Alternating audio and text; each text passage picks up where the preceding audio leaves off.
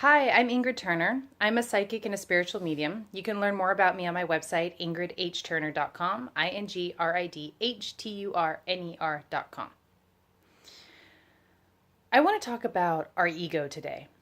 So, most of us in the spiritual world, well, really, any walk of life, we have this whole trip about the ego. So what is the ego? The ego is really what makes us human. It's what drives us. It's what pulls us out to get ourselves out there and put ourselves out there and succeed in the world.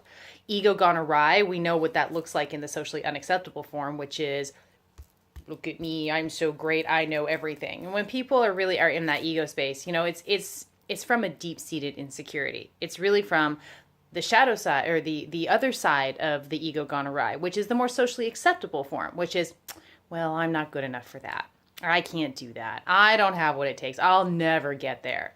So you've got these two apparently diametrically opposing situations or viewpoints or identities, and it's really the same source, the same thing. It's ego. So my feeling is I'm talking to people who are more in the camp of, not me, I can't do that. I'm not good enough for that. If you're in that camp, I want you to recognize that that is not genuine humility that you're dealing with. It's your ego doing a sneak attack on you. It's your ego sabotaging you because your ego has gone awry. And here's why your ego has gone awry. It's because you haven't made friends with your ego. Ego is here to drive us forward. Ego makes us human. If you have a message, you have an ego because you are destined. You are here to give that message to the world, to live out your purpose and your destiny. Your ego's your ego, unless you make friends with it, is going to come in and sabotage you either with, I'm so great, therefore blocking you from getting anything accomplished, or, well, not me, I'm not good enough, preventing you from taking the step forward, from taking that leap, from diving into the fire. I grew up in a household where ego was bad. That was our spiritual belief set. Now, there were many great things about my childhood, but one of the messages that was always drilled into me is your ego is bad and you should never have an ego. You should have no ego. You should do everything you need to do to smash your ego. Well, I'm telling you, if you feel like you have no ego, you're on an ego trip. So here I am. I am a young girl with my sun and my Venus in Aries in my 10th house. So you astrologers out there, you're going to be like, oh yeah, it's a good one. So what did my ego do? Because it was not appropriate for me to express my ego and to put myself out there because ego is bad. I went inward with it. I went to the other side that, well, not me, I'm not good enough. So go really low self-esteem and really low self-worth. That's just ego, okay?